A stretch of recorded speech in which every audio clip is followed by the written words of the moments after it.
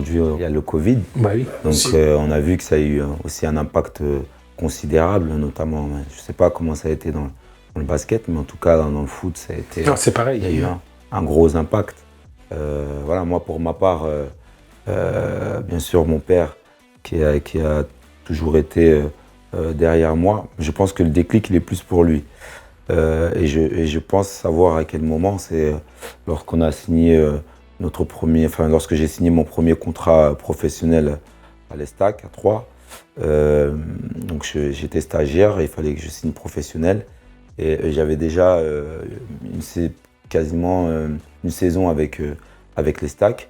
Et donc j'ai eu la chance que le président Gomez à l'époque à l'Estac nous convoque, moi et mon papa.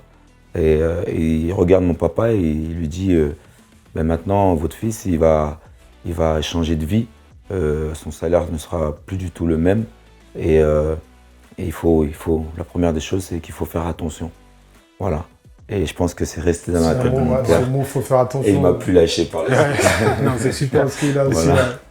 Il a aussi. Voilà. Mais ouais, c'est aussi c'est super d'avoir eu la chance d'avoir un président comme ça qui au-delà d'être un businessman, il a été aussi voilà, comme un conseil. Le premier conseiller.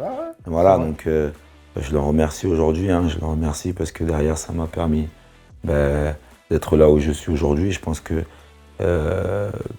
c'est qu'autour de moi, j'avais des gens qui faisaient attention un peu à tout ça et ça me permettait d'avoir la tête sur les épaules et d'être concentré sur ce que je fais de très bien, c'est d'être bon sur le terrain et puis derrière de pouvoir préparer l'avenir. Et puis moi après personnellement, là où je me suis pris en main, où je me suis dit papa oui c'est bien mais faut que je prenne mon envol aussi. Ouais.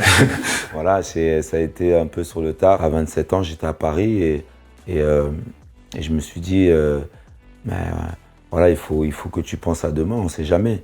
Tu peux avoir une grosse blessure, et il faut que tu t'y mettes toi aussi dans le monde de l'entrepreneuriat parce que moi j'ai cet esprit un peu entrepreneur et je le vois aujourd'hui aux États-Unis. C'est comme ça que je vois aussi mon avenir et ouais, je pense que c'est ce moment-là où je suis arrivé, on va dire, à maturité et je me suis dit voilà, où tu as aussi, je pense, engrangé on va dire les conseils avant de ton père. Parce que ouais, je pense tu t'es dit, ça y est, maintenant je suis capable de peut-être, on va dire, de suivre. Allez, peut-être pas suivre, mais j'ai compris ce que mon père il veut me faire passer comme message. Exactement. Je peux prendre mes propres décisions, donc ça y est. Exactement. C'est vrai que ça vient. Et c'est pas facile, c'est pas facile parce que c'est aussi une décision à prendre.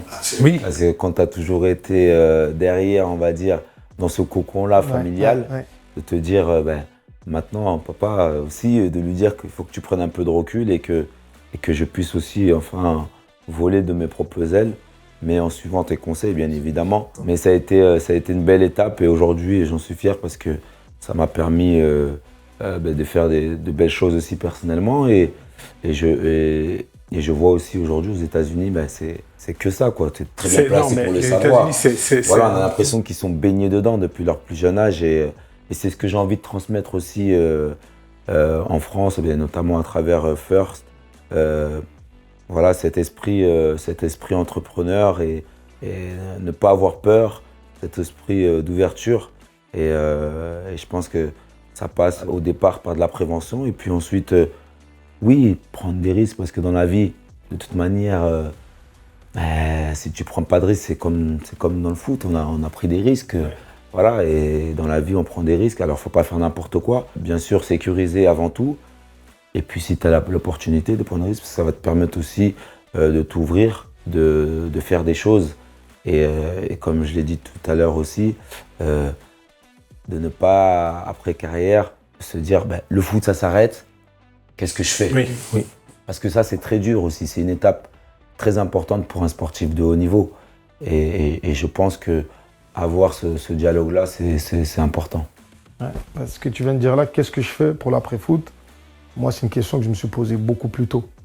Parce que, encore une fois, j'insiste sur ça, mais c'est important. J'ai pas eu vos carrières. Moi, j'étais comme je disais, entre les deux eaux, pro, pas pro, semi-pro et professionnel, pardon. Donc, je me suis dit, qu'est-ce que je vais faire? Et moi, cette question, c'est une question que je me suis posée très tôt. Donc il y a déjà, moi, cette incertitude-là qui a fait que j'ai tout de suite commencé à penser à mon après. Et surtout, j'ai été papa très tôt aussi. Donc moi, à 24 ans, j'ai eu des jumeaux. Je me suis dit, bon, maintenant, tu as des enfants, et 2 en plus tout de suite. Donc il va falloir commencer à essayer de mettre des choses en place à mon échelle, mais pour que, voilà, au moins que je puisse dire, voilà, j'ai commencé à essayer de mettre quelque chose en place, ne serait-ce que pour une transmission plus tard à mes enfants. Donc moi aussi, ça a été vraiment l'arrivée de mes enfants qui a été l'élément déclencheur pour qu'à un moment donné, je me dise, faut que je commence à penser à mon après, et surtout aussi, le fait de naviguer entre le monde pro et le semi-professionnel, je me suis dit, ouais, je dois beaucoup plus tôt penser à mon après. Donc forcément, ça m'a permis de commencer aussi à me former, commencer aussi un peu à penser à ce que j'allais faire après. Parce que pour moi aussi, ce que j'allais faire après, ça faisait partie aussi de mon après, au-delà de l'aspect vraiment gestion patrimoniale, etc., immobilier, mais moi aussi me construire en tant que on va dire, homme pour l'après-football. Allez, j'appréhendais l'arrivée de mes enfants, mais en fait non, je me suis rendu compte qu'après, c'est ça qui m'a vraiment permis de passer à une étape qui était une grande étape pour moi, parce que tout de suite, je me suis dit, bon, tu vas arrêter tes conneries un peu, tu vas avoir des enfants, pense à eux. Voilà. Ouais, je pense qu'il y a beaucoup d'éléments déclencheurs, c'est vraiment un élément clé, parce que quand on parle de la tête dans le guidon, moi, souvent quand je pense à ça, quand j'ai commencé, je ne pensais pas à quand ça allait s'arrêter. Parce que pour moi, si je pensais déjà à quand ça allait s'arrêter, c'est comme si j'arrêtais déjà. Donc, je préfère me concentrer sur le moment présent pour être performant pour le prochain contrat. Donc, c'est vraiment une difficulté vraiment qu'on a quand il y a ces aspects-là de changement dans la vie, voilà. Que ce soit se marier, que ce soit avoir des enfants, que ce soit avoir une blessure. Avoir une blessure, bien sûr. Parce qu'on se croit, on ne va pas dire on se met en mode un peu invincible. Clairement. Et donc, c'est ce côté-là, en fait, qu'il faut pouvoir préserver en accompagnant cet aspect qui, toi, t'a permis, grâce à ton père, l'encadrement de ton père, de pouvoir avancer, après prendre la main. Parce que c'est pas évident quand tout le monde a des déclencheurs différents. C'est sûr.